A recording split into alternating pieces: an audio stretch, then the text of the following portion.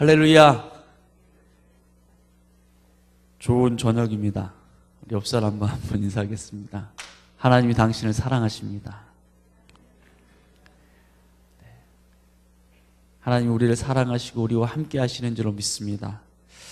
함께 은혜 받으실 하나님 말씀은 다니엘서 6장입니다. 다니엘서 6장 1절에서 28절까지 말씀을 함께 보도록 하겠습니다.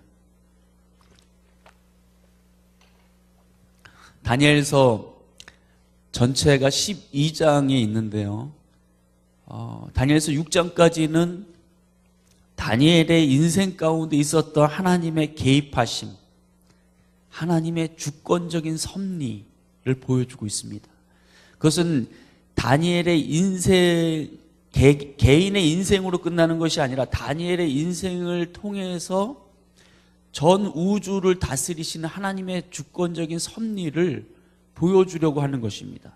1차적으로는 바벨론의 포로로 잡혀져 있는 이스라엘 민족에게 또는 로마의 압제 가운데 고통하고 있는 하나님 백성들에게 이제 우리까지 와서는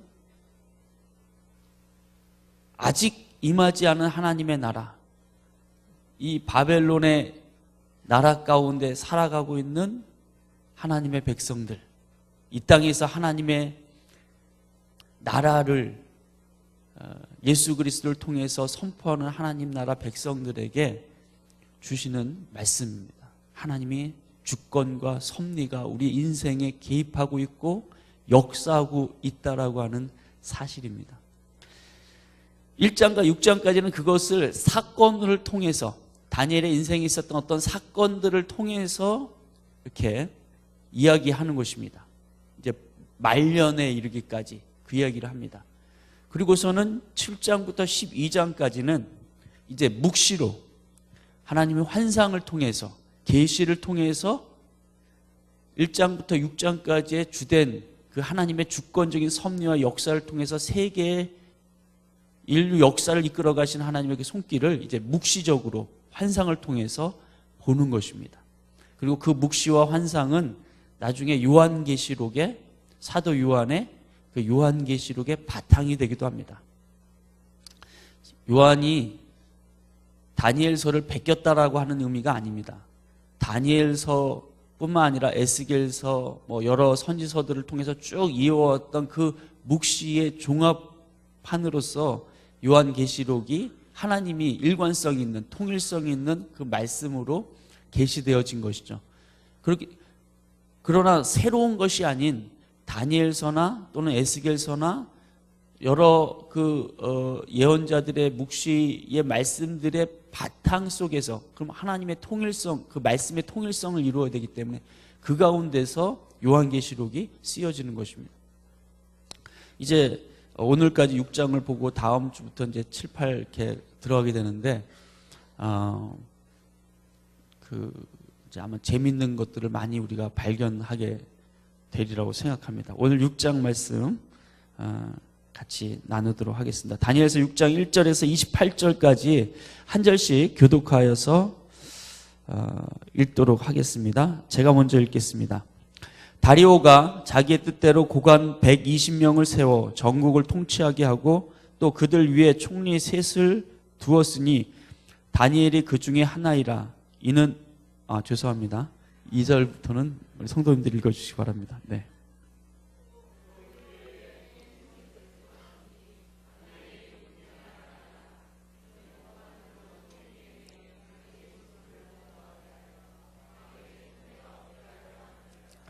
다니엘은 마음이 민첩하여 총리들과 그 고관들 위에 뛰어남으로 왕이 그를 세워 전국을 다스리게 하고자 한지라.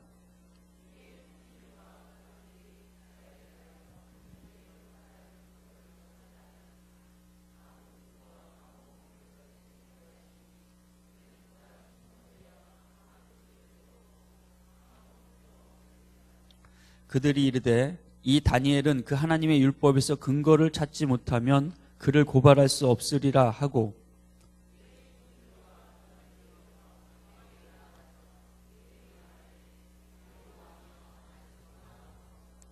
나라의 모든 총리와 지사와 총독과 법관과 관원이 의논하고 왕에게 한 법률을 세우며 한 금령을 정하실 것을 구하나이다. 왕이여, 그것은 곧 이제부터 30일 동안에 누구든지 왕 외에 어떤 신에게나 사람에게 무엇을 구하면 사자굴에 던져 넣기로 한 것이니이다.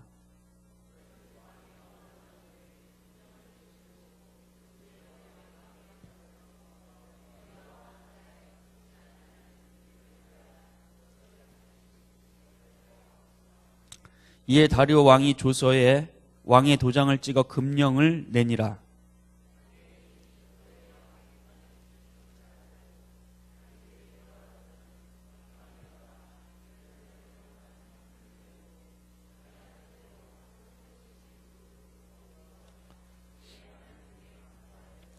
그 무리들이 모여서 다니엘이 자기 하나님 앞에 기도하며 간구하는 것을 발견하고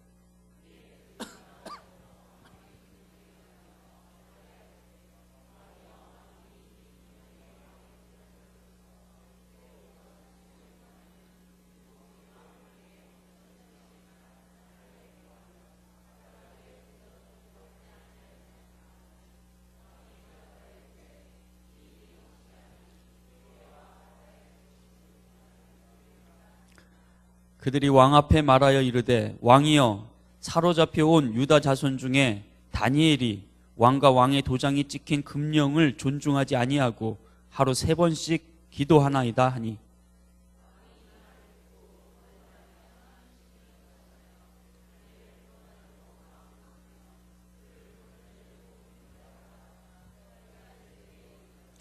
그 무리들이 또 모여 왕에게로 나아와서 왕께 말하되, 왕이여, 메대와 바사의 규례를 아시거니와 왕께서 세우신 금령과 법도는 고치지 못할 것이니이다 하니,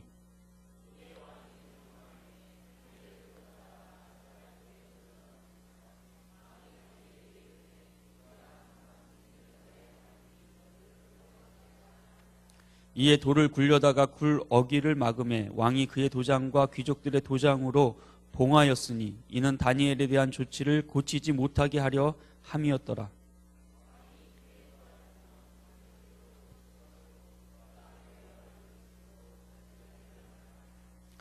이튿날에 왕이 새벽에 일어나 급히 사자굴로 가서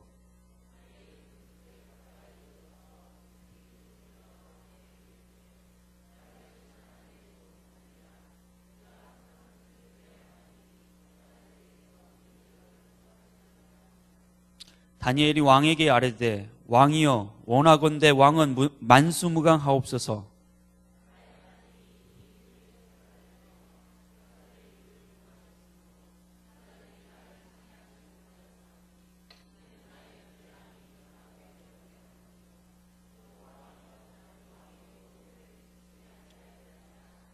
왕이 심히 기뻐서 명하여 다니엘을 굴에서 올리라 하매 그들이 다니엘을 굴에서 올린즉 그의 몸이 조금도 상하지 아니하였으니 이는 그가 자기의 하나님을 믿음이었더라.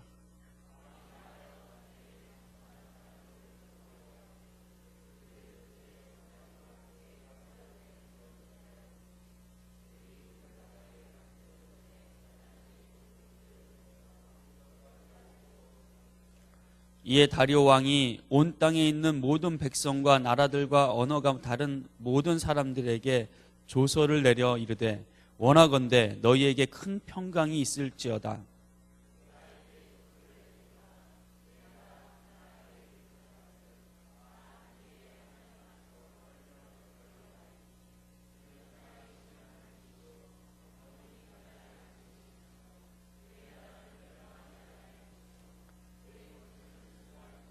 그는 구원도 하시며 건져내기도 하시며 하늘에서든지 땅에서든지 이적과 기사를 행하시는 이로써 다니엘을 구원하여 사자 입에서 벗어나게 하셨음이라 하였더라.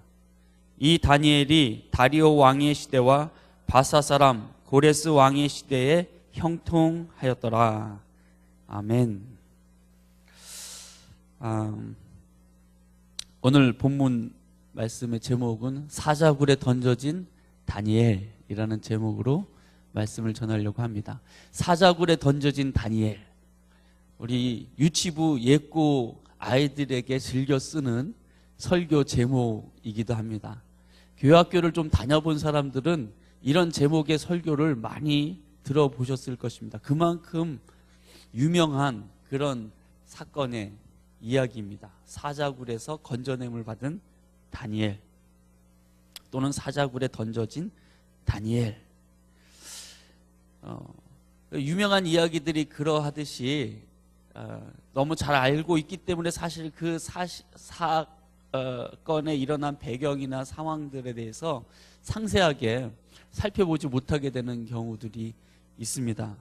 오늘 다니엘의 이 말씀을 통해서 우리가 본문 속의 시대적 배경이나 상황들 자세하게 살펴보면서 함께 말씀을 묵상하고 사자굴 속에 던져진 것 같은 그런 고난의 시간에도 함께 하시는 하나님의 은혜를 풍성하게 누리게 되는 이 시간 되시기를 예수님의 이름으로 축원합니다. 아멘. 오늘 다니엘서 6장에 등장하는 왕은 다리오 왕입니다. 이 다리오 왕은 다니엘서 5장 30절 31절에 등장했었죠. 어떤 왕으로요? 바벨론 제국을 무너뜨린 왕으로 나타납니다. 다니엘서 5장 30절 31절을 보면 그날 밤에 갈대아 왕 벨사살이 죽임을 당하였고 메대 사람 다리오가 나라를 얻었는데 그때 다리오는 62세였더라. 62세에 바벨론 제국을 멸망시키고 이제 다리오가 갈대아 이 메대와 바사 연합국의 이제 이 갈대아 지역의 왕이 됩니다. 벨사살 왕도 그 바벨론 제국의 역사 안에 그 왕의 이름이 없었다고 말씀을 드렸어요. 그래서 많은 성경 비평학자들이 이 다니엘서는 그냥 정사가 아니라 비사다. 그냥 어떤 전설처럼 믿을 수 없는 이야기다. 이렇게 생각을 했었지만 그러나 후대에 들어오면서 벨사살 왕에 대한 기록을 문헌들을 발견하게 되었고 그 벨사살 왕이 바벨론 제국의 마지막 왕이었던 나보니두스 왕의 아들로서 아버지가 그 해외에 국외로 이렇게 전쟁하러 나가는 동안에 바벨론 그 제국의 도시 그 수도를 바벨론시를 지키고 있었던 섭정왕으로서 있었다. 이런 얘기를 지난 시간에 말씀을 드렸습니다.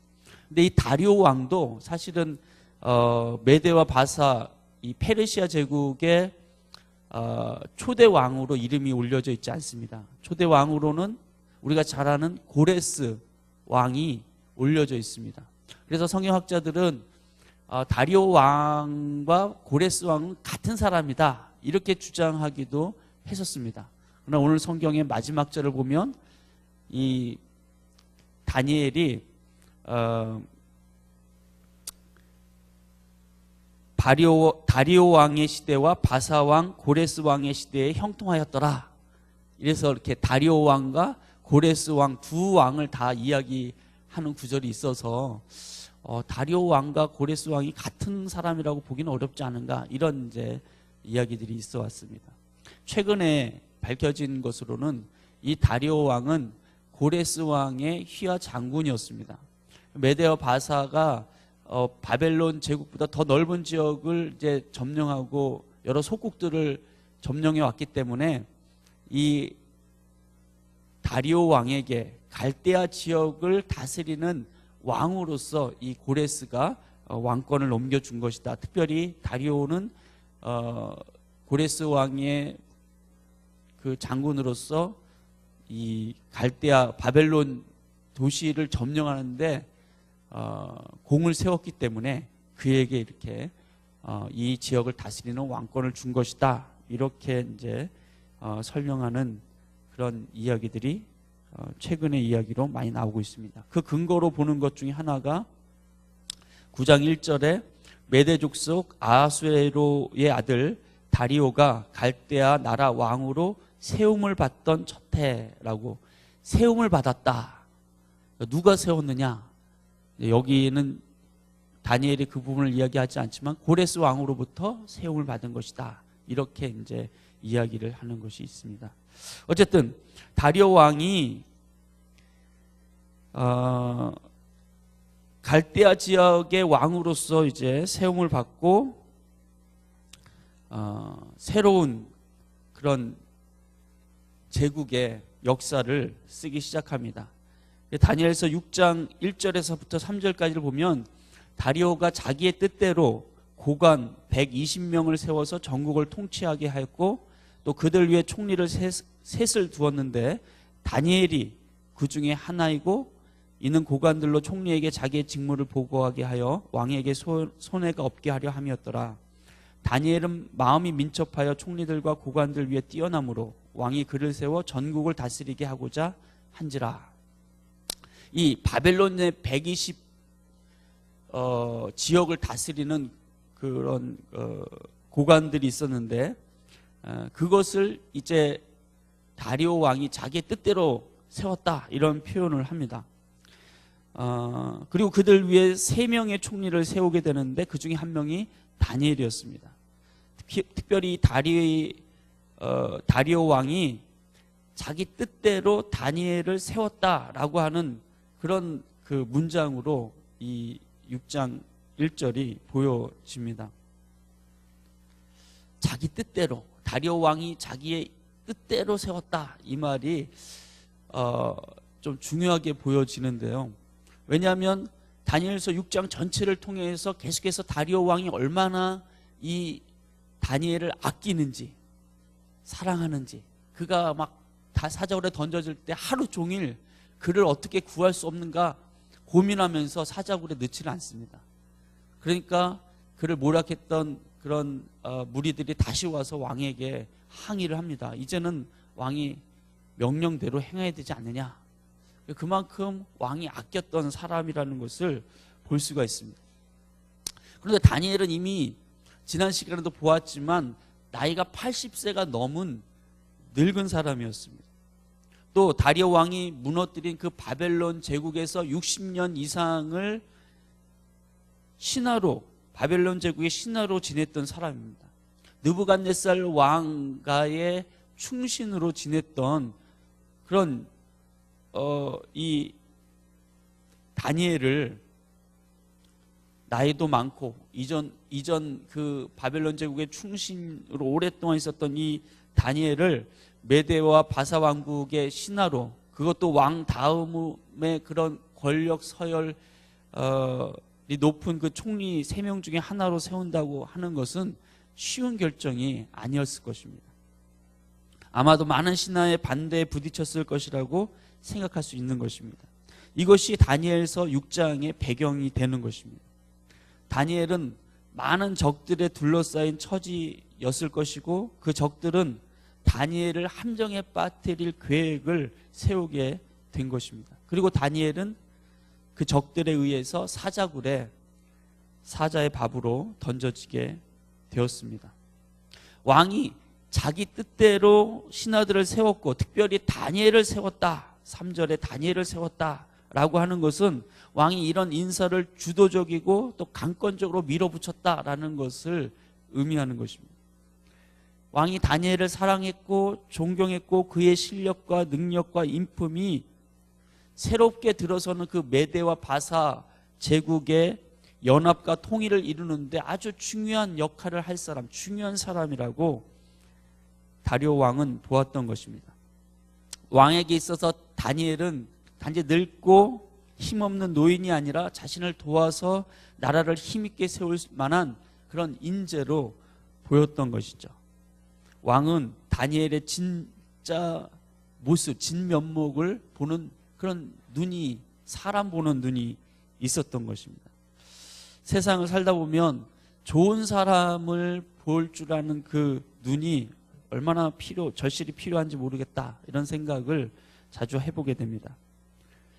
사실 바벨론 제국의 마지막 왕이었던 벨사살은 경건치 못한 왕이었고 세상의 위협 속에서 큰 술판을 벌이면서 인간적인 방법으로 백성들의 마음과 신하들의 마음을 모으려 했던 사람입니다. 그의 주위에는 그가 합당하게 행동할 수 있도록 지혜를 줄 만한 그런 신하가 없었습니다. 모두들 왕의 마음을 어렵게 하지 않으려고 그가 하는 일에 반대하지 않는, 그리고 순응하기만 했었던 그런 사람들이 벨사살 왕의 주변에 있었고, 결국은 바벨론 제국의 멸망을 재촉하게 되었던 것입니다. 사실 왕의 주변에는 다니엘과 같이 이 직언을 할 수 있는, 왕이 지금 이러시면 안 됩니다, 이렇게 직언을 할 수 있는 사람이 있어야 하는 것입니다. 느부갓네살 왕 때에 느부갓네살 왕이 꿈을 통해서 다니엘서 4장에 그의 꿈을 통해서 이제 자신이 어려움 가운데 처하게 되고 고통 가운데 있게 되어진다고 했을 때 그 꿈에 대한 해석을 다니엘이 해주면서 다니엘이 그 느부갓네살 왕에게 했던 조언들이 있었습니다. 왕이 지금이라도 정의를 행하고 가난한 사람을 불쌍히 여기면서 행하면 하나님이 혹시 뜻을 돌이키실 수도 있다, 이런 이야기를 한 것입니다. 제국을 운영하면서 고관 대작들의 그런 많은 재산, 또 술 파티, 이런 권력들을 유지하기 위해서는 백성들의 그런 피고름을 짜야 되는 그런 일들이 많이 있었을 것입니다. 그 원성들을 하나님이 들으신단 말이죠. 그러므로 왕이 마음을 고쳐서 그렇게 하나님을 경외하는 가운데 백성을 다스리게 되면 하나님께서 왕에게 행하시고자 하시는 일들을, 왕의 나라를 망하게 하시는 일을 멈출 수 있다고 말했던 것입니다.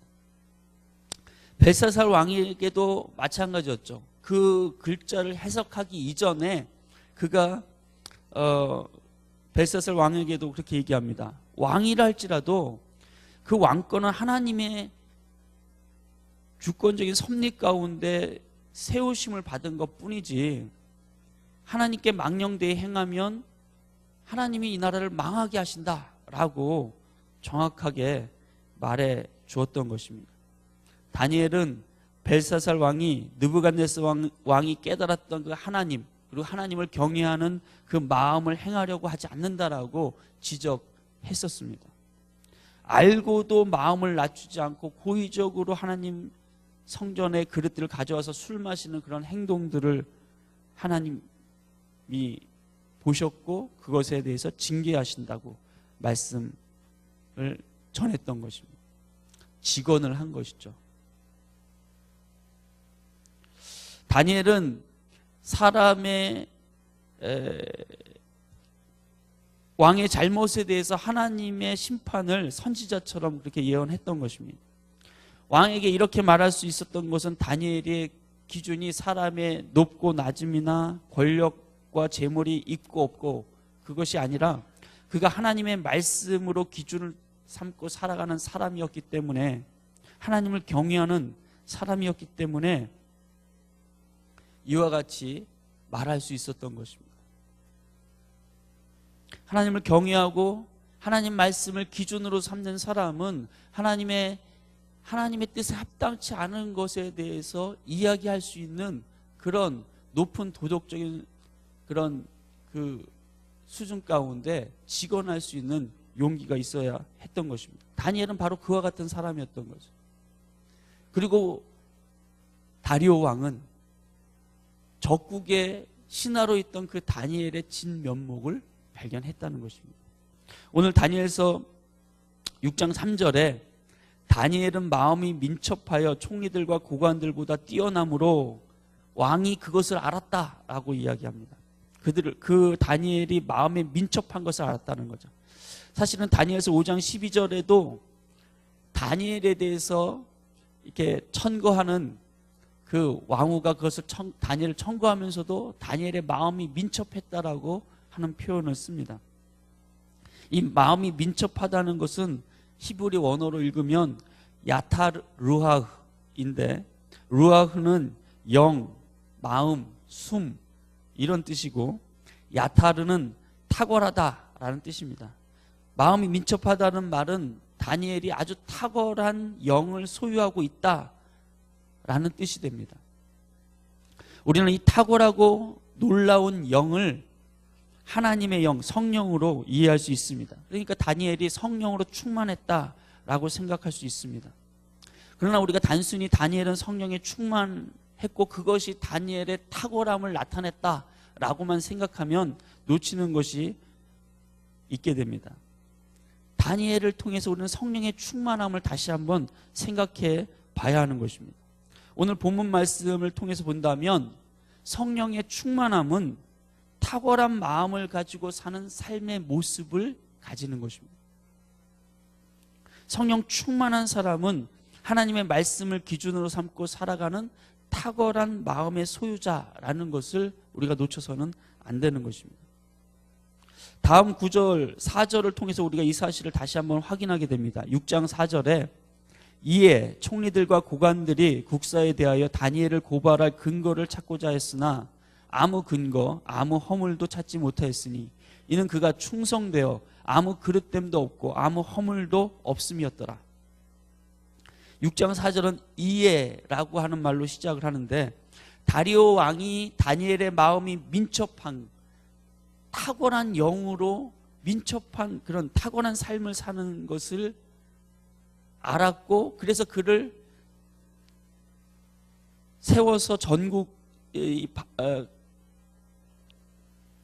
갈대아 전국을 다스리게 하고자 하였기 때문에 그렇기 때문에 총리들과 다른 고관들이 국사에 대해서 다니엘을 고발할 근거를 찾았다는 것입니다. 왕이 그렇게 편애한다고 생각한 거죠.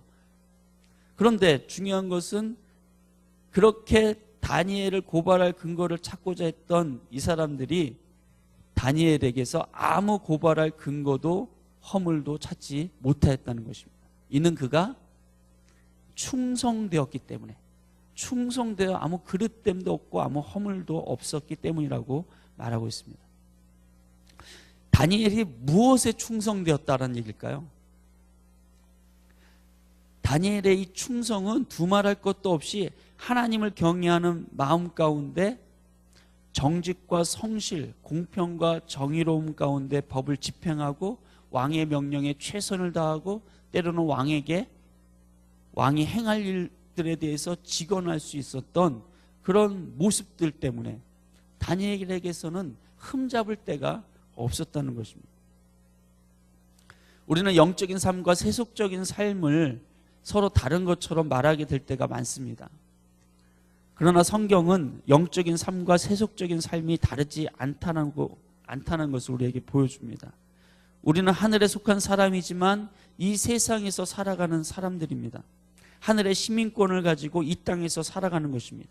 그것은 이 땅의 삶에 대해서는 무관심하게 사는 것을 말하는 것이 아닙니다. 그냥 좋은 게 좋은 것이다, 세상은 원래 그런 것이다 라고 하면서 사는 것이 아니라는 것이죠.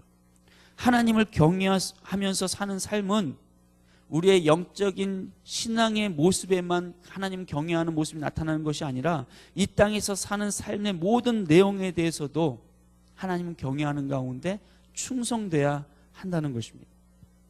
다니엘이 충성되어 아무 그릇됨도 없고 아무 허물도 없었다고 성경이 말하고 있습니다. 다니엘의 이 충성은 하나님에 대한 충성을 이야기하는 것이 아니라 바로 하나님을 경외하는 마음 가운데 바벨론 제국에 이어서 메대와 바사 왕국에도 충성하였다라고 말하는 것입니다. 세상 일에 충성하지 않는 것이 신앙의 척도인 것처럼 생각하고 말해서는 안 되는 것입니다. 하나님의 백성들은 세상에서도 충성되어야 합니다. 물론 하나님의 말씀의 법 안에서만 그래야 하지만 할 수 있는 대로 세상의 일이라고 영적인 일이 아니라고 생각하고 함부로 하거나 무관심해서는 안 되는 것입니다. 온 천하 만물이 다 하나님의 것입니다. 하나님의 세계를 섬기는 것도 모두 하나님의 일인 것입니다. 사도 바울은 우리가 세상의 일을 주님의 일을 하듯 하라고 권면하기도 했었습니다. 골로새서 3장 22절에서 24절까지 우리 함께 읽어볼까요? 시작. 종들아 모든 일에 육신의 상전들에게 순종하되 사람을 기쁘게 하는 자와 같이 눈가림만 하지 말고 오직 주를 두려워하여 성실한 마음으로 하라. 무슨 일을 하든지 마음을 다하여 주께 하듯 하고 사람에게 하듯 하지 말라. 이는 기업의 상을 주께 받을 줄 아나니 너희는 주 그리스도를 섬기느니라. 이것이 그리스도인들의 직업관이고 세상을 보는 세상 속에서 그리스도인의 삶의 모습인 것입니다. 우리가 무슨 일을 하든지 마음을 다해서 주께 하듯 하면 그것이 바로 하나님을 섬기는 삶의 예배이고 여기에 하나님의 상이 준비되어 있다고 말씀하고 있는 것입니다. 그러니까 성령에 충만한 사람은 하나님께 충성하듯이 사람에게도 충성된 사람이라는 것을 알게 되는 것입니다. 하나님과 가정에 모두 충성된 사람이 되시기를 예수님의 이름으로 부탁드립니다. 학생은 교회에서나 학교에서나 모두 충성되어야 합니다. 교회에서만 살려고 하고 가정이나 학교나 직장은 대충 때우려고 하는 사람은 결코 성령 충만한 사람이 아닌 것입니다. 제가 군생활 가운데 군목이셨던 목사님께서 항상 강조하셨던 말씀이 기억납니다. 주일에 교회 예배드리기 위해서 나올 때 내무반에 작업 명령이 떨어질 때가 있습니다. 나의 신앙생활이 내무반에 다른 사람이 모두 하는 그 작업을 피하기 위한 것이 되어서는 안 된다고 말씀하셨던 것입니다. 그러기 위해서는 남보다 2배 열심히 작업하고 인정을 받으라고 하셨습니다. 더욱 섬기고 더 희생하고 더 열심히 하라는 것입니다. 그래야 주일에 교회 오는 것이 신앙이 된다. 도피가 아니라 신앙생활을 하라. 이렇게 말씀하셨던 것입니다. 저는 그분의 말씀이 군대 생활에만 적용되는 이야기는 아니라고 생각합니다. 세상 속에서 신앙생활 하는 것은 군대에서 신앙생활 하는 것 못지않은 어려움이 많이 따릅니다. 교회에서 신앙생활 하는 것은 세상에서의 도피가 되어서는 안 되는 것입니다. 우리가 할 수 있는 대로 하나님을 경외하는 마음으로 세상에서도 세상의 일을 하나님의 일을 하듯 그렇게 충성해야 될 줄로 믿습니다. 그것이 다니엘의 신앙 스타일이며 다니엘의 영성이었던 것입니다. 군대에서 아무리 열심히 작업하고 일해도 주일에 예배 드리는 것 빠질 수는 없었습니다. 그래서 평소에 열심히 일하는 뭐 그렇게 해봤지만 그것과는 상관없이 주일 예배 참석을 문제 삼고 괴롭히는 고참은 항상 있었습니다. 세상 일을 우리가 열심히 하고 많은 사람이 인정하고 존경받도록 탁월하게 그렇게 삶을 살더라도 자신들과의 직접적인 이해관계가 깔린 사람들에 의해서 그리스도인들은 모함을 받고 괴롭힘을 받기도 합니다. 오늘 본문의 다니엘이 바로 그런 모습 가운데 있었던 것입니다. 다리오 왕의 신임을 받을 정도로 다니엘은 그렇게 탁월한 사람이었지만 그럼에도 불구하고 그를 모함하는 무리들이 있었던 것입니다. 그들은 다니엘을 고발할 어떤 문제점도 찾지 못하게 되니까 그의 신앙생활에서 고발할 꼬투리를 찾으려고 했습니다. 그래서 6장 5절을 보면 그들이 이르되 이 다니엘은 그 하나님의 율법에서 근거를 찾지 못하면 그를 고발할 수 없으리라. 하나님의 율법을 어기도록 하는 일을 할 때 그는 하나님의 율법을 지키려고 애쓸 것이기 때문에 거기서 우리는 고발할 근거를 찾을 것이다. 이렇게 생각했다는 것입니다.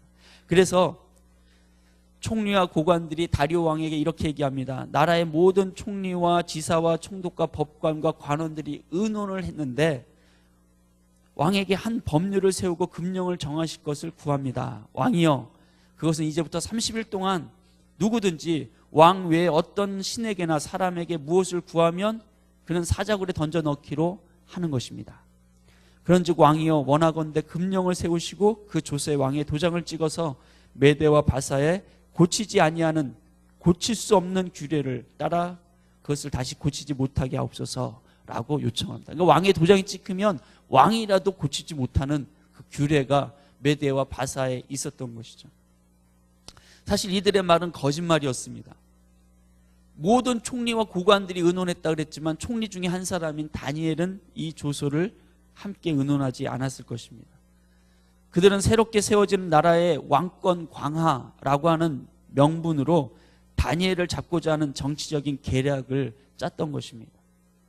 다리오 왕은 그 숨겨진 음모를 모르고 자신이 그렇게 아끼는 다니엘이 이 첫 번째 희생자가 될 것이라는 사실을 모르고서 그 조서에 도장을 찍게 되고 금령을 세우게 되었습니다. 그리고 첫 번째 희생자가 다니엘이라고 하는 사실을 알고는 그가 노심초사하는 모습을 성경에서 보게 되어집니다. 그렇지만 오히려 다니엘의 반응은 이 왕이 노심초사하는 모습과 다르게 이 다니엘의 반응은 참 놀라운 것입니다. 그는 예전에 하던 대로 똑같이 기도 생활을 했던 것입니다. 다니엘서 6장 10절을 한번 같이 읽겠습니다. 시작. 다니엘이 이 조서에 왕의 도장이 찍힌 것을 알고도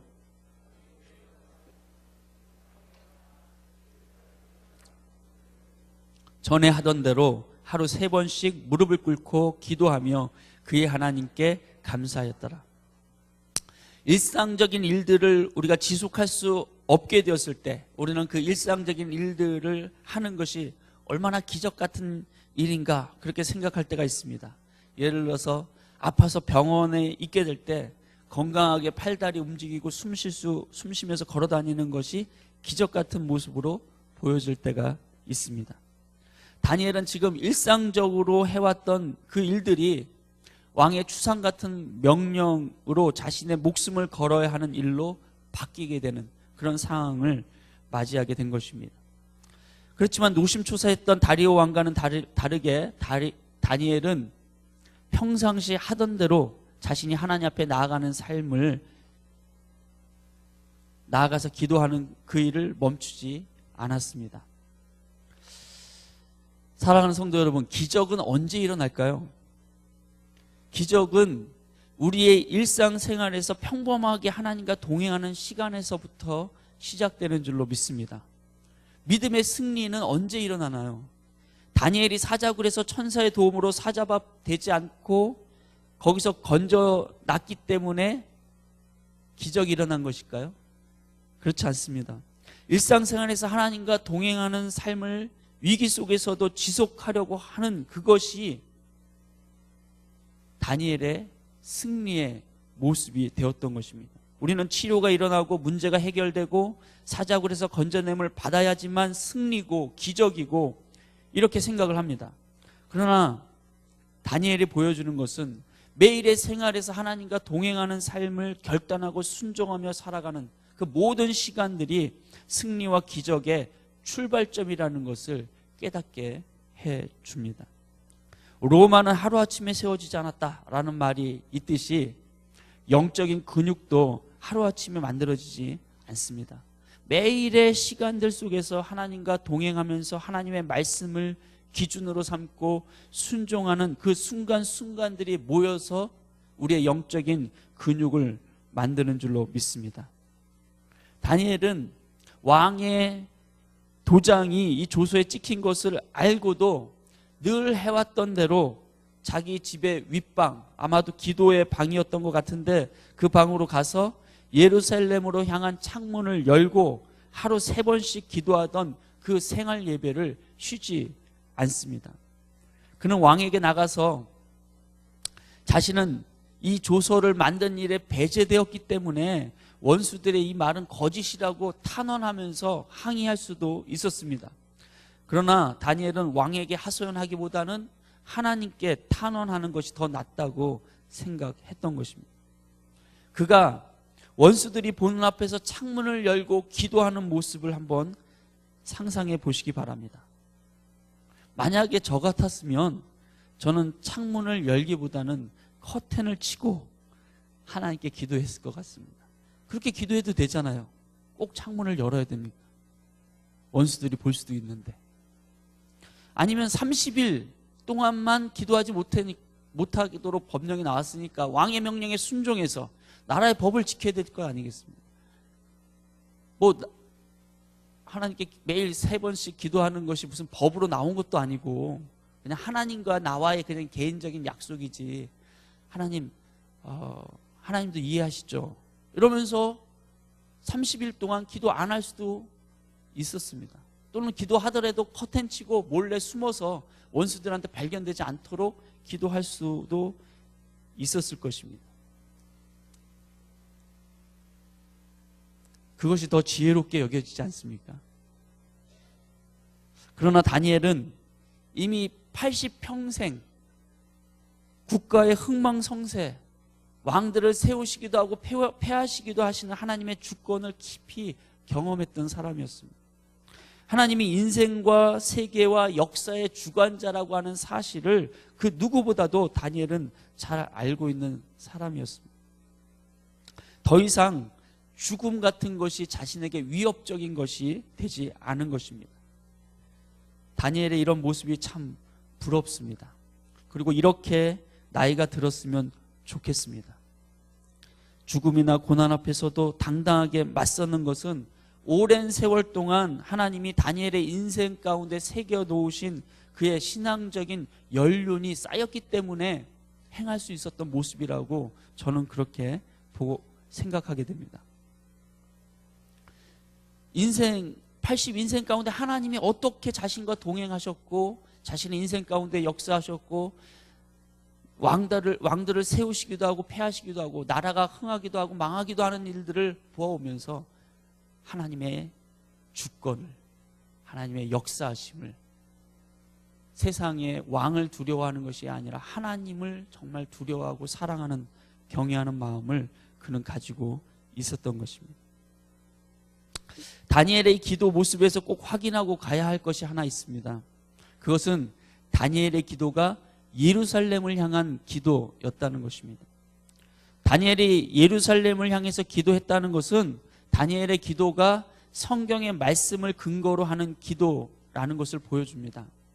다니엘은 그저 고향을 향해서 기도한 것이 아니라 예루살렘에 있는 하나님의 성전을 향해서 기도했던 것입니다. 그리고 이것은 첫 성전을 봉헌할 때 솔로몬이 기도로 하나님 앞에 간구했던 것이고 또 하나님께서 그 기도에 응답하신 말씀에 근거한 기도를 다니엘이 했다는 것을 보여줍니다.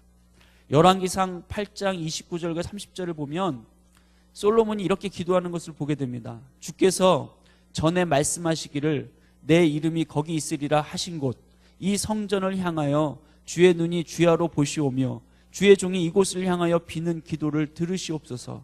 주의 종과 주의 백성 이스라엘이 이곳을 향하여 기도할 때 주는 그 간구함을 들으시되 주께서 계신 곳 하늘에서 들으시고 들으시사 사하여 주옵소서. 이스라엘 백성들이 죄를 범하였다 할지라도 이 성전을 향해서 하나님 앞에 간구하면 하나님께서 용서해 달라고 기도한 것입니다. 사실은 열왕기상 8장 전체가 솔로몬이 성전 건축 봉헌을 하면서 하나님께 성전에 임해달라고, 성전을 통해서 만나달라고 구했던 기도의 내용입니다. 그리고 열왕기상 9장 1절에서 10절까지를 보면 하나님이 그 기도에 어떻게 응답하셨는가 하는 내용을 찾아볼 수 있게 됩니다. 그리고 이 다니엘은 바로 그 말씀을 근거로 기도하고 있다는 것입니다. 그런데 문제는 다니엘이 기도할 때 예루살렘에는 성전이 없었다는 것입니다. 이스라엘 백성들의 죄로 인해서 이스라엘은 패망하고 성전도 바벨론 군대에게 회파되어서 사라지고 없었습니다. 그런데 성전도 없는 곳을 향해서 다니엘은 왜 기도했던 것일까요? 아마도 다니엘은 지금은 당장 예루살렘 성전이 없더라도 미래에 다시 하나님께서 택하신 그곳에 성전이 세워질 것을 믿음으로 바라면서 그 믿음 때문에 그 거룩한 곳 예루살렘을 향하여서 창문을 열고 기도하고 있었을 것입니다. 구약에서 이스라엘 백성들이 하나님을 만나기 위해서는 반드시 성전을 통해서만 하나님 앞에 나아갈 수 있었습니다. 그래서 성전이 없지만 그 성전을 하나님이 다시 세우실 것이라고 하는 믿음으로 예루살렘을 향해서 기도했던 것입니다. 예루살렘, 바로 그 성전, 그 장소를 통해서만 이스라엘 백성들은 하나님과 교통할 수 있었기 때문에 다니엘은 지금 자기가 있는 이곳, 이 바벨론 땅에, 먼 땅이지만 그 성전을 통해서 하나님 앞에 믿음의 기도를 드리고 있었던 것입니다. 성전은 신약적인 의미로 예수님의 모형입니다. 성전은 비유하자면 모델하우스고, 예수님은 우리가 이제 들어가서 살아야 될 아파트와 같습니다. 이 아파트가 다 지어지기 전에는 모델하우스를 통해서 내가 들어가 살게 될 집을 우리가 알게 됐지만, 아파트가 지어지고 난 이후에는 모델하우스가 더 이상 필요 없게 되어집니다. 예수님이 오심으로 더 이상 구약의 성전은 필요하지 않게 되었다는 것입니다. 이제 하나님께서 정하신 하나님과의 유일한 통로가 구약에서는 성전이었던 것처럼, 이제 신약에서는 예수님이 우리가 하나님께로 나아가는 유일한 통로가 되었다는 것입니다. 그래서 다니엘이 예루살렘을 향해 기도하듯이 신약의 교회 성도들은 예수님의 이름으로 기도하는 것입니다. 다니엘이 약속의 말씀을 믿는 믿음으로 예루살렘을 향하여 기도했듯이, 이제 우리는 예수 그리스도 안에 있는 하나님의 약속의 말씀을 믿는 믿음으로 기도하는 줄로 믿습니다. 오늘 다니엘의 기도에서 우리가 배워야 할 중요한 점은 바로 그가 하나님의 말씀을 배경으로 기도하고 있다는 점입니다. 우리의 기도도 하나님의 말씀을 배경으로 하는 기도가 되어야 한다는 것을 깨닫게 되는 것입니다. 다니엘의 기도 생활에는 하나님의 말씀이 함께 있었고, 말씀으로 기도하는 것이 그의 기도의 동력이 되었습니다. 잘 아시는 것처럼 다니엘서 9장 1절과 2절은 이 사실을 더욱 분명하게 우리에게 보여주고 있습니다. 다니엘서 9장 1절에서 3절까지의 말씀을 한번 같이 보도록 하겠습니다. 같이 읽겠습니다. 시작. 메대 족속 아하수에로의 아들 다리오가 갈대아 나라 왕으로 세움을 받던 첫 해, 곧 그 통치 원년에 나 다니엘이 책을 통해 여호와께서 말씀으로 선지자 예레미야에게 알려주신 그 연수를 깨달았나니, 곧 예루살렘의 황폐함이 70년 만에 그치리라 하신 것이니라. 내가 금식하며 베옷을 입고 죄를 덮어쓰고 주 하나님께 기도하며 간구하기를 결심하고. 다니엘은 성경의 말씀 가운데 예레미야의 그 예언의 책을 통해서 하나님께서 이스라엘의 예루살렘의 황폐함이 70년 만에 그치게 하시겠다 하신 말씀을 읽게 되었고, 그래서 그 연수를 깨달았다고 말합니다. 그리고 다니엘은 그때부터 이스라엘의 회복을 위해 금식하며 베옷을 입고 죄를 덮었으면서 이스라엘의 죄에 대한 회개와 회복의 기도를 시작했던 것입니다. 오늘 본문에서 다니엘이 매일 지속적으로 하루 3번씩 행했던 그 기도의 내용이 무엇이었겠는가를 우리가 짐작해 볼 수 있는 것입니다. 다니엘은 이스라엘의 회복을 위해서 민족적인 죄를 고백하며 하나님의 약속의 말씀이 이제 이루어지게 해달라고 간구하였던 것입니다.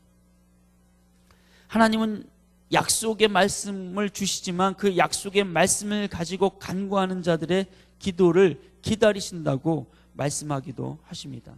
에스겔서 36장 32절에서부터 38절을 보면 하나님께서 에스겔 선지자를 통해서 이스라엘 백성의 이스라엘의 회복을 약속하십니다. 그러면서 37절과 38절에 이렇게 얘기하십니다. 주 여호와께서 이같이 말씀하셨느니라. 그래도 이스라엘 족속이 이같이 자기들에게 이루어 주기를 내게 구하여야 할지니라. 내가 그들의 수요를 양떼같이 많아지게 하되 제사드릴 양떼 곧 예루살렘이 정한 절기의 양 무리같이 황폐한 성읍을 사람의 떼로 채우리라. 그리한즉 그들이 나를 여호와인 줄 알리라 하셨느니라. 우리가 하나님의 말씀을 가지고 기도해야 될 이유가 여기에 있습니다. 하나님이 약속하셨지만 그 약속의 말씀을 가지고 기도하는 사람들이 있다면, 기도하는 사람들이 없다면 그 일을 행하지 않으신다고 말씀하시는 것입니다. 말씀을 읽지도 않는데 말씀이 무엇을 이야기하는지, 우리에게 하나님이 어떤 뜻을 갖고 계신지를 알지 못한 채 있다면 말씀을 붙잡고 기도할 수도 기도하지 못하게 될 것입니다. 하나님께서 이스라엘의 회복을 에스겔 선지자를 통해서 약속하고 계시지만 회복을 위하여 기도하는 자들이 있어야 한다고 말씀하시고 있는 것입니다. 지금 다니엘은 이렇게 자신의 목숨을 걸면서까지 곧 사자밥이 될 수도 있다는 것을 알면서도 자신이 늘상 기도하던 그 기도의 모습을 그대로 기도하고 있는 것입니다. 하나님 나라를 위한 약속의 말씀을 붙잡고 하는 기도가 우리에게 얼마나 필요한 것인지를 다니엘을 통해서 우리는 배우게 되는 것입니다. 우리가 늘상 기도하는 것처럼 주의 뜻이 하늘에서 이루어진 것처럼 이 땅에서도 이루어지기를 매일 전심으로 기도하는 것입니다. 하나님의 나라가 이 땅에 임하도록 기도하는 것, 하나님 나라가 예수 그리스도를 통해서 이 땅에서 시작되도록 하는 것, 그것이 하나님 나라 백성의 삶이 되어야 하고 예배가 되며 그것이 기도라고 믿습니다. 오늘 다니엘서 6장 10절의 말씀을 우리는 우리 삶의 모토로 삼고 이 땅을 살고자 할 때 바로 그런 사람들이 이 시대에 다니엘과 같은 사람이라고 믿습니다. 다니엘서 6장 10절을 우리 한 번 더 읽어볼까요? 시작. 다니엘이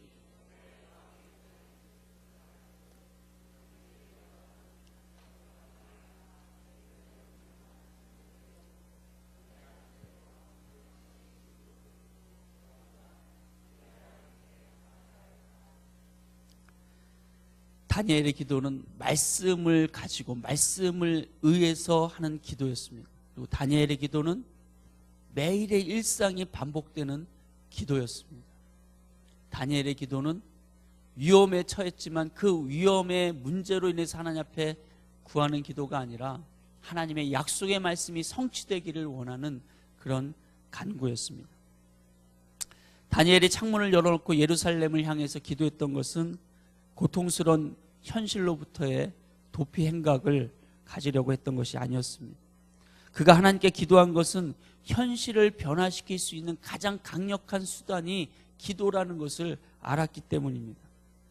그가 기도할 때 조국 이스라엘이 회복될 것을 위해서 기도했습니다. 뿐만 아니라 아마도 자신이 섬기는 다리오 왕과 자신을 적대시하는 원수들을 위해서도 기도했을 것입니다. 그는 자신의 삶 가운데 하나님의 영광이, 하나님의 뜻이, 하나님의 계획과 방향이 내 삶의 현실 문제 속에서 구체적으로 이루어지도록 기도했을 것입니다. 그러나 그에게 다가온 것은 원수들의 계략이 성공한 것처럼 보여지는 것이었습니다. 그는 왕의 조서에 쓰인 대로 사자굴에 던져지게 된 것입니다. 기도해도 아무 일도 일어나지 않더라. 기도해도 사자굴에 던져지더라. 많은 사람들이 이렇게 얘기하면서 기도하는 것을 멈추는 것을 봅니다. 기도해도 사자굴에 던져지는 그런 고난과 어려움의 시간들은 우리에게 다가옵니다. 그러나 기도한 사람과 기도하지 않았던 사람이 그 고난의 시간을 통과하는 모습은 다른 것을 보게 됩니다. 다니엘서 6장 16절에서 20절에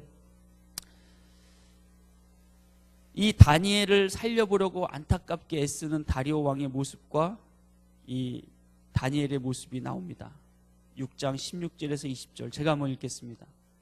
이에 왕이 명령하며 다니엘을 끌어다가 사자굴에 던져 넣는지라. 왕이 다니엘에게 이르되 내가 항상 섬기는 너의 하나님이 너를 구원하시리라 하니라. 이에 돌을 굴려다가 굴 어귀를 막음에 왕이 그의 도장과 귀족들의 도장으로 봉하였으니 이는 다니엘에 대한 조치를 고치지 못하게 하려 함이었더라.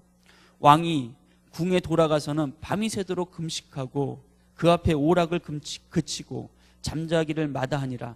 이튿날에 왕이 새벽에 일어나 급히 사자굴로 가서 다니엘이 든 굴에 가까이 이르러서 슬피 소리를 질러 다니엘에게 묻되 살아계신 하나님의 종 다니엘아, 내가 항상 섬기는 내 하나님이 사자들에게서 능히 너를 구원하셨느냐 하니라. 왕의 반응이 참 다니엘을 정말 아끼고 안타깝게 여겼구나 이런 생각을 가지게 합니다. 그러면서도 왕이 이튿날 새벽 밤 한숨 못 자고 금식하면서 밤을 꼴딱 새우고 새벽 일찍 일어나서 급히 사자굴을 찾아가서 슬프게 소리를 지르며 다니엘에게 이야기하는 것은 좀 이상하게 생각이 됩니다. 너무 과한 거 아니야? 좀 그렇지 않습니까? 그러니까 이런 내용들 속에서 우리가 발견하게 되는 것은 다니엘이 사자굴에 던져지는 것은 그 자체가 심판이 아니고 이것은 심판이라기보다는 시험을 통해서, 이런 어려운 시험을 통해서 이 사람이 유죄인가 또는 무죄인가를 보려고 하는 판결에 가깝습니다. 이것은 어떤 그런 특정한 어려움 속에 피고인을 빠뜨려서 만일 그가 거기서 살아나면 무죄고 죽으면 유죄로 판단했던 고대의 그런 법의 하나였던 것입니다. 만일 이것이 사형 집행이었다면 다음날 다니엘이 살아있더라도 사자굴에 계속 있게 했을 거예요. 죽을 때까지. 사형 집행이기 때문에. 왕이 하룻밤 지새고 바로 사자굴 가서 다니엘의 생사 여부를 알아보고 그의 살아있냐고 이렇게 묻는 것은 그의 생존이 곧 그의 무죄를 입증하는 것이기 때문에 그렇게 물었던 것입니다. 그럴 일은 없지만, 그럴 일이 일어날 수가 없죠. 사자굴 속에 사람이 들어갔는데 사자 밥이 되는 게 당연한 거죠. 그럼에도 불구하고 그가 무죄라면 살아날 것이다 라고 본 것입니다. 그리고 다니엘은 살아났고 참소자들은 다니엘 대신 죽게 됩니다. 왜냐하면 이 사자굴에 다니엘이 들어가서 살아난 것 자체가 다니엘의 무죄를 입증하는 것이라면 다니엘을 참소했던 사람들이 이제 유죄 판결을 받는 것이죠. 그래서 이제 그들이 사자굴 속에 던져지게 되는 것입니다. 사자굴에 던져 넣기 전에도 다리오 왕은 너의 섬기는 하나님이 너를 구원하시기 원한다 이렇게 말했고, 또 이튿날 새벽에 사자굴에 가서도 내 하나님이 너를 구원하셨느냐 이렇게 물었습니다. 하나님께서 다니엘을 사자들에게서 구원하심으로써 다니엘의 무죄가 입증되었는가 하고 묻는 것이었습니다. 이 말씀을 통해서 우리가 한 가지 깨닫게 되는 것은 고난이, 때로는 우리가 고난을 통과해냄으로써 나의 믿음을 증명해내는 도구가 되기도 한다는 것입니다.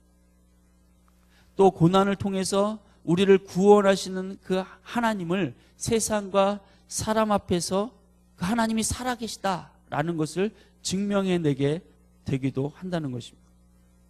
고난이 하나님의 하나님 되심을 나타내는 도구요, 우리의 믿음이 참된 믿음이라는 것을 증명해내는 도구가 된다는 것입니다. 이것이 이스라엘 백성들의 고난의 이유를 다니엘이 간접적으로 설명하고 있는 것이 되었습니다. 이 고난의 시간들을 이스라엘 백성들이 통과해냄으로써 그들이 참으로 하나님의 백성임을 증명해내는 것이라고 보았던 것입니다. 이스라엘 백성들이 믿음으로 고난을 통과해야 한다라고 말하는 것입니다. 또한 그렇게 통과한 고난을 통해서 하나님은 이스라엘의 하나님이심을 만방에 선포하게 될 것이라고 간접적으로 시사하고 있는 것입니다. 하나님께서는 모든 믿는 자들이 그 삶 속에서 자신이 잘못을 저지르지 않았음에도 불구하고 고난을 당할 수도 있다고 오늘 이 본문을 통해서 말씀하고 있습니다. 꿈의 사람 요셉이 그랬고 또 다니엘이 그랬던 것입니다. 심지어 하나님 앞에서 선을 행하고 의를 행함에도 불구하고 우리는 고난을 당할 수도 있습니다. 그것이 사실은 예수님의 십자가에 동참하는 삶이 된다는 사실을 우리는 기억할 필요가 있습니다. 왜 하나님께서 죄 없으신 예수님을 저주의 상징이라고 볼 수 있는 십자가에 못 박아 죽게 허락하셨던 것일까요? 이런 동일한 주제가 왜 하나님의 백성인 이스라엘 백성들이 나라가 망하고 지금 적국 바벨론의 포로로 잡혀져 와 있고 거기서 나라 없는 백성의 서름을 당하도록 이렇게 하시는가라고 하는 질문과 같은 질문이 된다는 것입니다.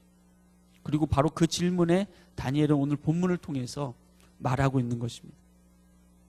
하나님은 하나님의 사람들, 하나님 백성들의 그 고난을 통해서 하나님의 크신 뜻이 더 나타나는 것을 보여주고 있는 것입니다. 예수님의 십자가는 원수가 승리한 것처럼 보였던 사건입니다. 그러나 예수님의 부활로 원수들의 모든 정사와 권세가 깨어지고 하나님의 영광이 예수님을 통해서 나타났고 하나님의 감추었던 비밀이 예수 그리스도 안에서 이 세상 가운데 드러나게 되었습니다. 하나님의 백성들이 의를 행하다가 받는 고난이 바로 이와 같은 것입니다. 그리고 하나님은 바로 그렇게 고난 가운데 있는 하나님의 백성들과 함께 거하고 계시는 것입니다. 다니엘이 왕에게 이렇게 이야기하는 것을 보게 됩니다. 다니엘서 6장 22절에 나의 하나님이 이미 그의 천사를 보내어 사자들의 입을 봉하셨으므로 사자들이 나를 상해하지 못하였사오니 이는 나의 무죄함이 그 앞에 명백함이오며 또 왕이여 나는 왕에게도 해를 끼치지 아니하였나이다 하더라. 믿음의 사람들이 이유 없이 질병의 고통을 당할 수 있습니다. 갑자기 교통사고를 당하여 죽기도 합니다. 지난 4월 세월호 참사에서도 그 보도를 통해서 우리가 알고 있는 것처럼 그 안에 믿음의 자녀들이 기도하는 가운데 그 참사를 당하기도 했었습니다. 우리는 이유 없이 자녀를 잃기도 하고 사기를 당해서 사업을 망하기도 합니다. 그러나 거기에 하나님의 더욱 크신 목적이 숨겨져 있다고 하는 그 믿음을 가지고 고난의 시간을 통과하는 것이 중요합니다. 고난의 시간을 통과하는 그것을 통해서 우리의 믿음이 참된 믿음인 것을 나타내는 도구가 되며 그 고난의 시간을 통과한 것을 통해서 하나님의 하나님 되심을 또 하나님의 비밀한 뜻이 이 땅 가운데 이루어지게 하는 도구가 된다고 다니엘은 우리에게 말하고 있는 것입니다. 고난당하는 순간에는 그 이유를 모를 수 있습니다. 알더라도 머리로만 알게 되지 가슴으로까지 그것을 감사로 고백하기는 어렵습니다. 그러나 오랜 시간이 지나면 바로 그 시간을 통해서 하나님께서 나를 하나님의 형상으로 빚어가시고 또 하나님의 뜻이 이 땅 가운데 나타나게 하시는 방법이 되게 하셨다는 사실을 우리는 깨닫게 되는 것입니다. 그래서 우리는 찬송 가운데 장미꽃으로도 감사하지만 그 장미꽃에 있는 가시로도 감사한다고 고백하게 되는 것입니다. 사실 그런 고백은 인생의 연륜이 짧은 젊을 때, 어릴 때는 하기 어려운 고백입니다.